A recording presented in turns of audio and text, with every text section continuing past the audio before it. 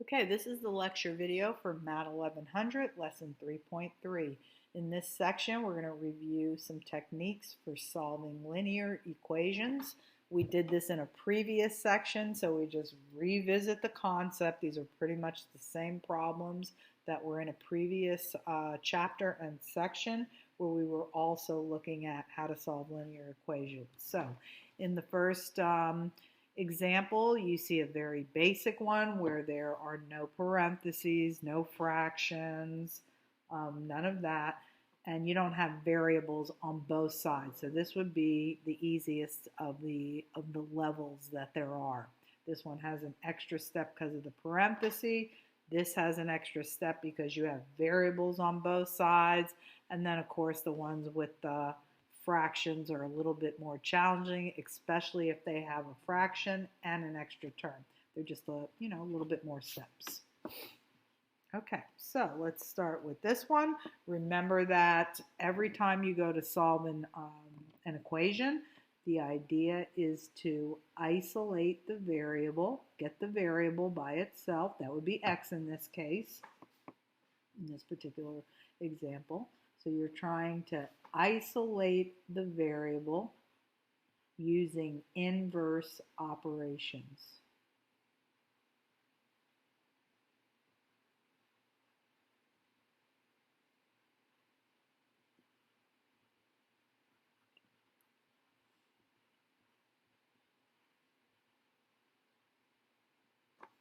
Okay, so in this first problem, let's take a look at what the inverse operations would be.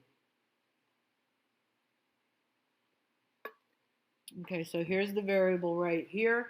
Notice that there is a 2 hovering around the x. That x is being multiplied by 2, so eventually we will get rid of that 2. And there's also a 5 being added to the x term. Always get rid of the terms that are added or subtracted first. You will always remove this multiplier, referred to as the coefficient. You'll always remove that last. Okay, so first thing I'm going to do is use the inverse operation to addition, which is subtraction.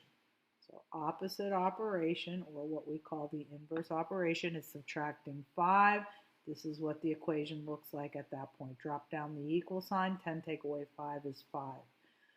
This gets rid of the positive 5, so those terms are gone.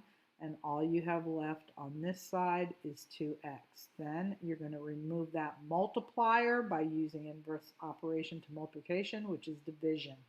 Likewise on the other side. You're always deciding on an inverse operation to remove a number from x and doing it on both sides, because an equation is a balanced statement. It's equal on both sides. So if you do something to one side but don't do it on the other side, then it is no longer balanced. That's why we're always doing the same thing to both sides. And this is your answer. You can check these answers by just plugging them in to the original equation. So I'll demonstrate that here. You would go 2 times what you supposedly think x is. We think x is 5/2. Copy the rest of the equation, and you know your answer is correct if you get a true statement. So 2 times 5/2, 2 is the same thing as 2 over 1. These 2's cancel, leaving you with just 5 for this first product.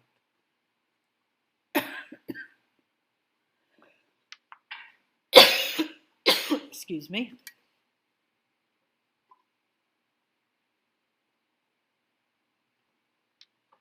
Okay, notice that you get a 10 on both sides, so that checks out. That means that this solution is correct.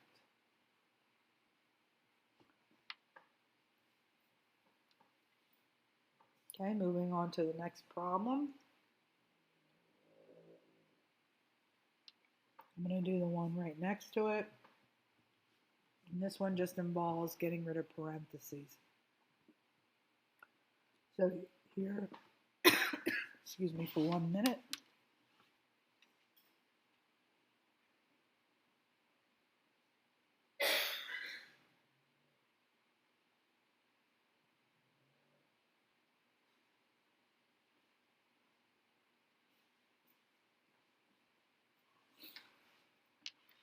Okay, so in this problem, you're going to be multiplying by 3 in the front,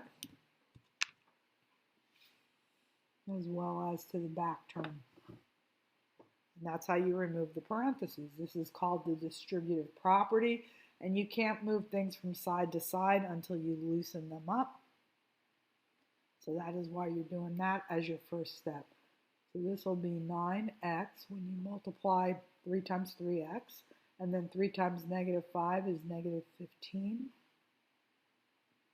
Drop down the equal sign, drop down the 39. Okay, at that point, this problem becomes like this one, where you have two things that you need to move in order to isolate the variable x. I'm going to get rid of the -15 first by performing the inverse operation, which is addition, and I'm going to do that to both sides. That would get rid of the 15s. The -15 cancels with the 15. And then over here you have 40. This would be 54.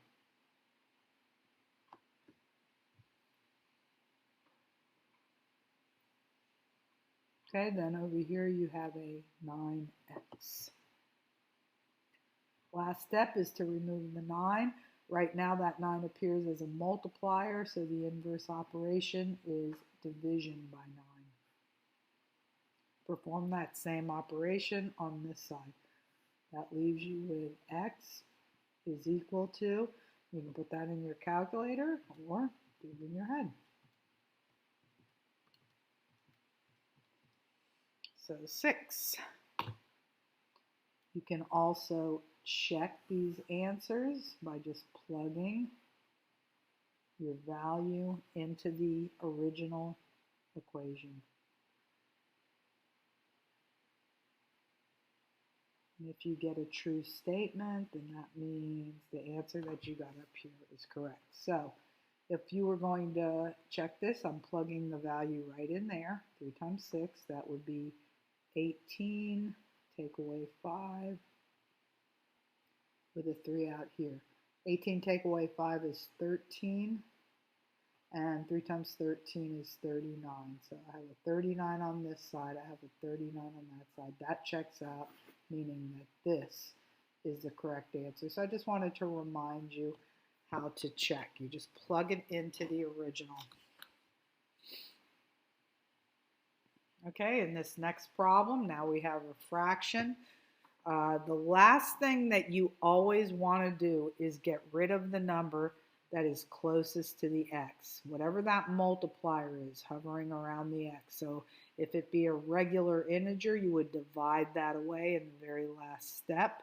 Notice that I got rid of the +5 first. And if the variable is being divided by 2, then that's what you would get rid of last. Always get rid of any numbers added or subtracted to the variable before you try to get rid of this number, whether the number is a multiplier or a divisor. So I'm going to subtract this first, the 1. That'll give me 9. And then I'll have x over 2 here. Okay, the next thing I'm going to do is get rid of this divisor. Opposite operation of dividing is to multiply. So I'm going to multiply by 2 on both sides. That'll kick out the 2, leaving me with just an x and giving me an 18 as a possible solution. If I want to check it, then I would copy my original problem. It's x divided by 2. I think my answer is 18 plus 1 is equal to 10. And I'm looking to see if I get the same number on both sides. In other words, a true statement.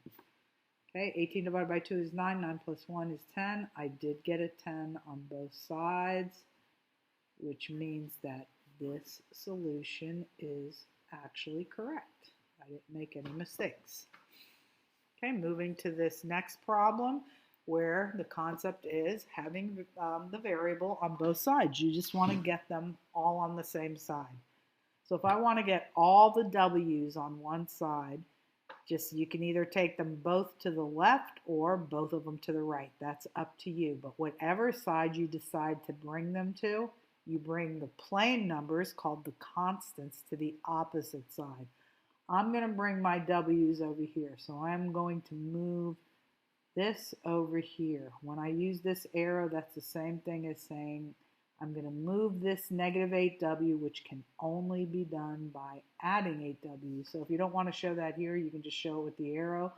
But then you can show yourself over here that this is what it presents as when you move that negative 8w to the opposite side. It presents as a positive 8w.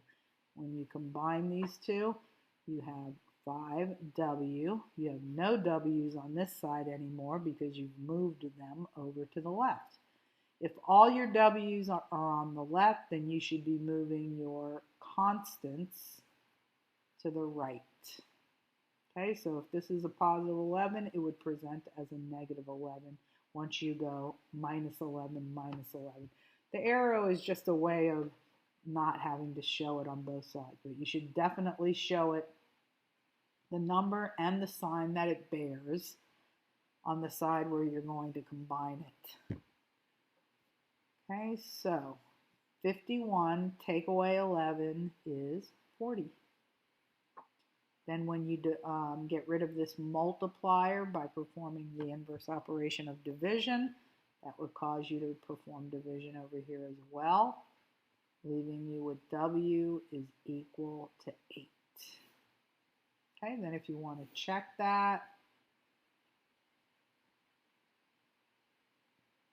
it would just be negative 3w plus 11. That was what you had on one side, and then you have a negative 8w plus 51 on the opposite side.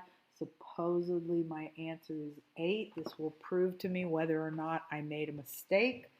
If it's correct, this answer of 8, then I'll get a true statement, which means same number on both sides. So this would be negative 24 plus 11, and that would give you negative 13 on one side. Let's see if I get a negative 13 over here.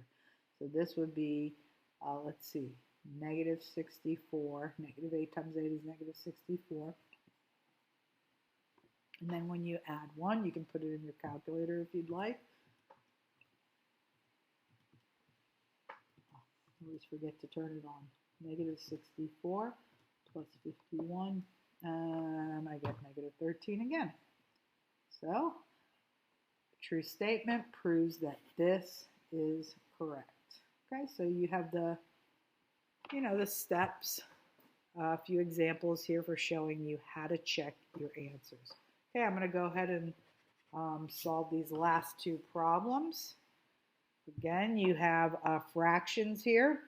If you have just one fraction on each side, but no extra terms that are being added or subtracted, as in this case right here, then you can go straight into cross multiplication to get rid of those fractions.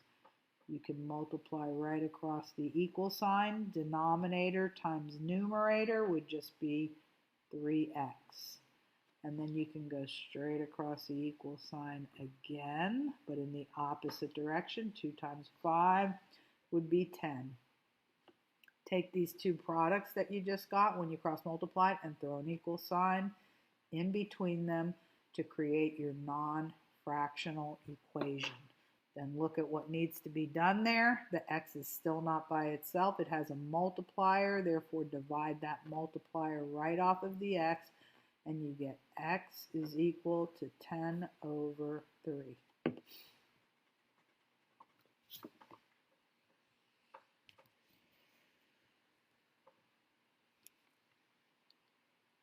Okay, moving on to the next problem.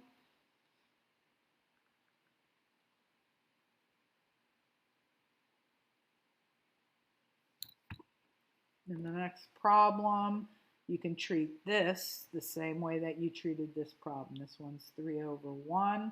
And you may want to rewrite this because sometimes it confuses students when there is something off to the side.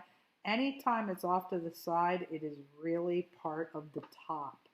So you may want to rewrite it just so that you're super clear about what goes with what when you begin to cross multiply. I think writing it like that does make it clearer because it's always bottom times top, denominator times numerator as you multiply across that equal sign. Same thing when you go this way. It's bottom times top. 1 times negative 4x is negative 4x. And then at that point, you don't have fractions anymore. You just need to throw the equal sign in between these two products that you got here and here.